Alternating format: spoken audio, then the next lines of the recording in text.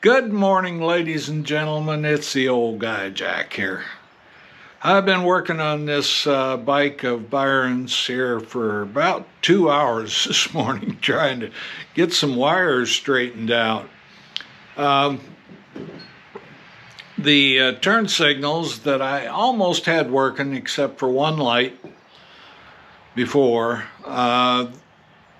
there's one wire that runs from the front of the bike to the back of the bike on the right rear turn signal that is not showing any continuity.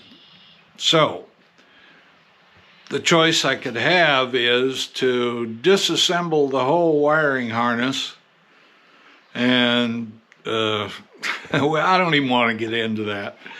So I'm not going to pull the wiring harness. I ran another wire and I chose a black wire. Why did I choose a black wire? Because it's supposed to be green.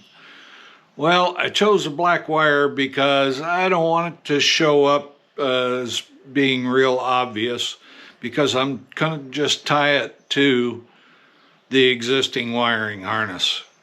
And if I put a green one on there, it would show up and look terrible. So I used a black wire front to back, and then on the ends, what I'm doing is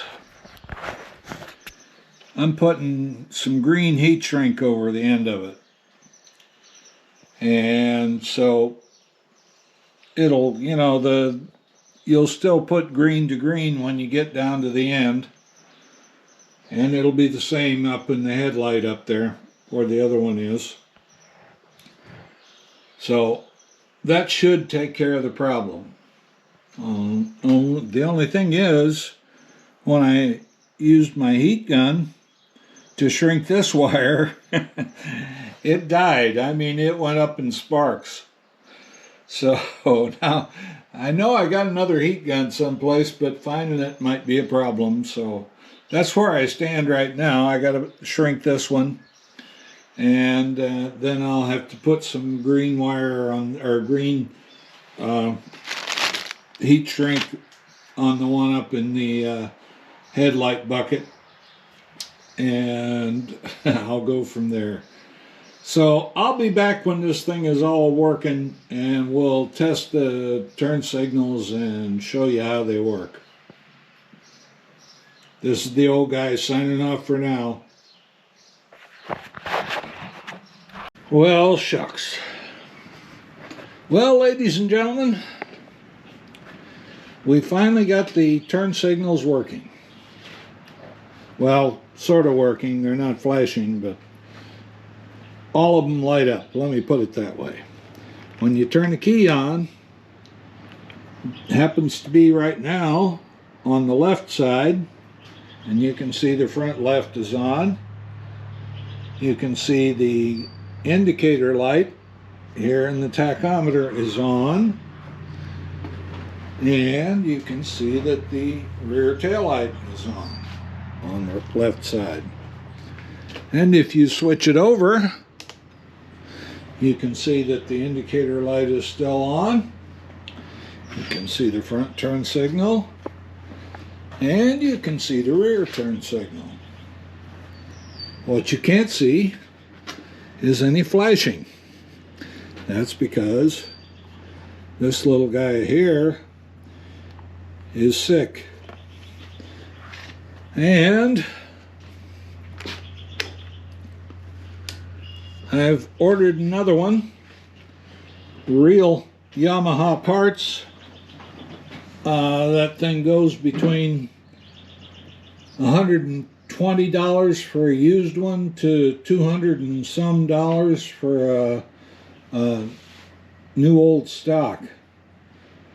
So that's just ridiculous. I'm not going to spend that kind of money. If Byron wants to spend that kind of money on a turn signal flasher, why, he can do it.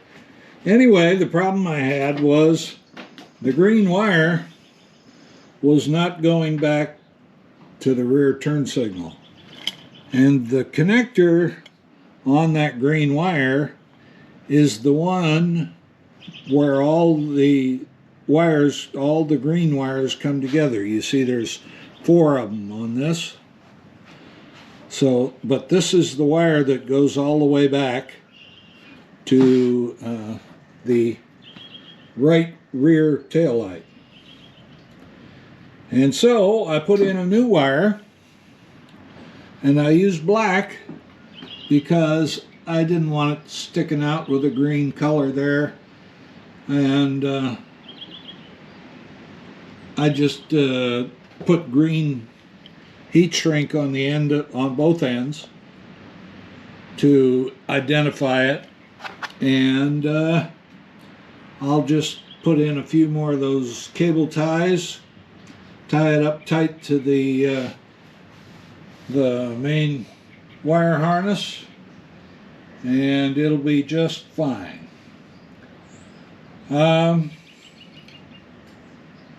What are we going to do next? Well, next we're going to work on something I've never done before. Now, I've replaced oil pumps, but I've never actually gone through the tests. So we're going to do it. And I'll learn something, and maybe if you go along for the ride, you'll learn something too. But that'll be in my next one.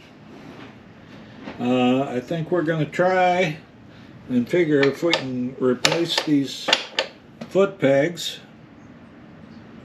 They're kind of not only banged up, they're bent, and I think maybe the arm that they're mounted on is bent, and that's pretty much for both sides, if I remember correctly. Yeah, this one's even weirder. This one is, it's tilted way down in the front, which means that it probably should be up higher, so it'll level out. This one's got a spring on it, the one on the other side doesn't. Alrighty, we got the cover off. Is there any oil in there? Hard to tell. Let's see. This is the bleeder screw. Oh, holy cow! Oh! I don't know if I'm that weak or what.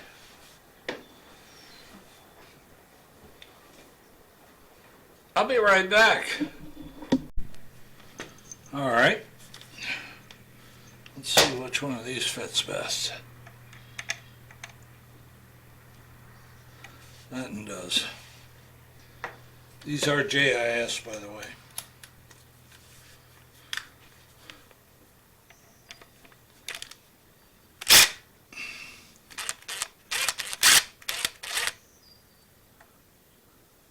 Oh, it's right there. No problem. Running right out. Alrighty, I'm going to have to go get the book for the rest of it. We certainly got plenty there, because it's making a mess all over my lift here. Not that my lift isn't a mess anyway, but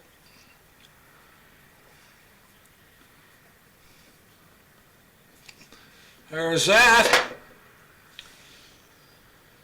Okay, so this is the wheel.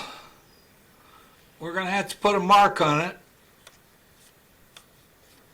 and we're going to have to turn it around 200 times and measure the output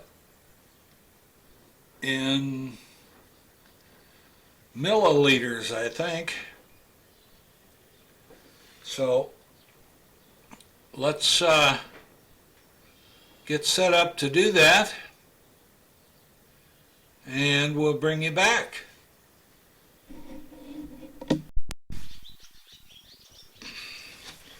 All right, folks, the way you test this is by turning this wheel around 200 times.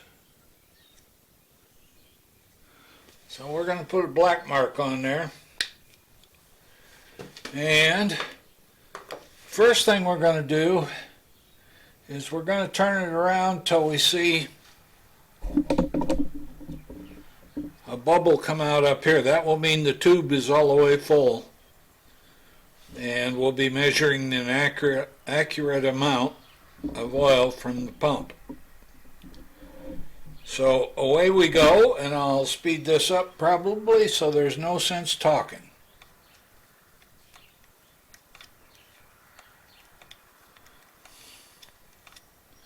Alright, we just got a drip out. So that's 1, 2, 3, 4, 5, 6, 7, 8, 9, 10, 11.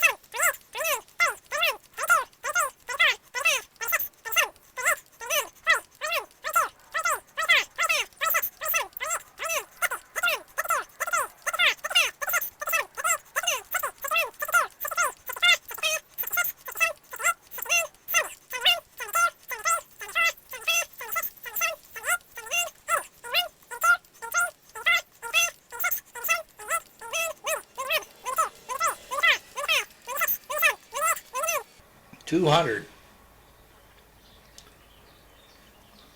Alright, if we look in there, we get that much oil. Problem is, how do we measure that much oil?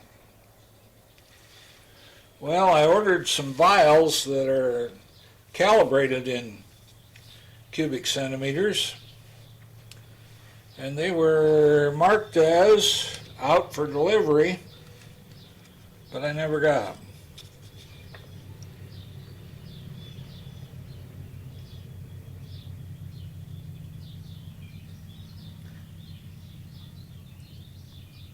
So we're going to try and make do here.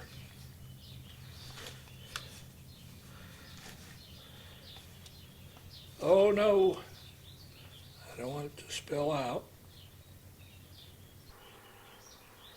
But I think what might be best is if I just turn it like this, and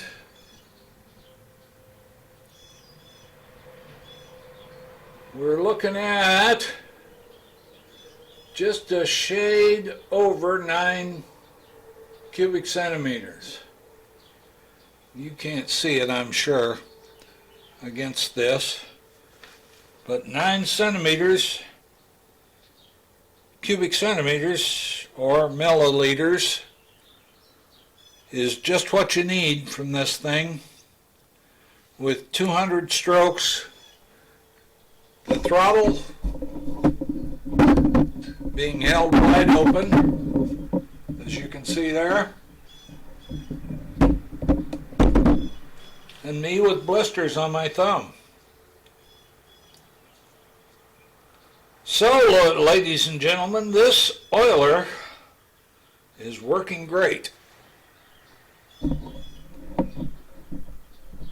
It will keep this engine in great shape. Now, you're supposed to run another test at idle,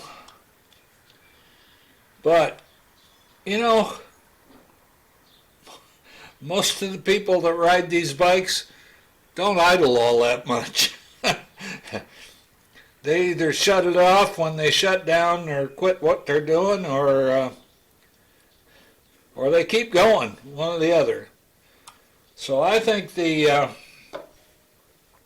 wide open throttle measurement is just fine. Now this goes, oh, that hose is terrible. I need to put some kind of a clamp on it. I think I have some small clamps for this type of hose. I'd just as soon not run a new one if I can get by without it. So, that's the test. If you've got your own and you're worried about whether it's actually putting oil in your engine, you can run that same test. It just takes a few minutes to run it, and hopefully something better to measure it with than I've got here, but you can see on here it's marked in cubic centimeters.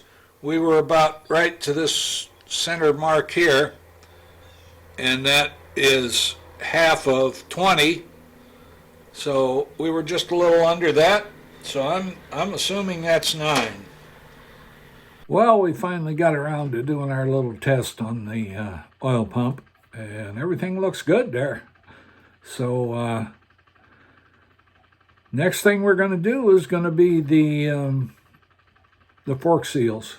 So I'll get out there and get the forks out of it and put them up on the bench, and we'll put new seals in it and new dust covers, and won't be too long you'll be riding it. So everybody have a great day. If you're not subscribed already, please do. Picked up quite a few here lately, but I could still use some more. And we'll keep working at it little by little, get her all done. So we'll see you in the next one.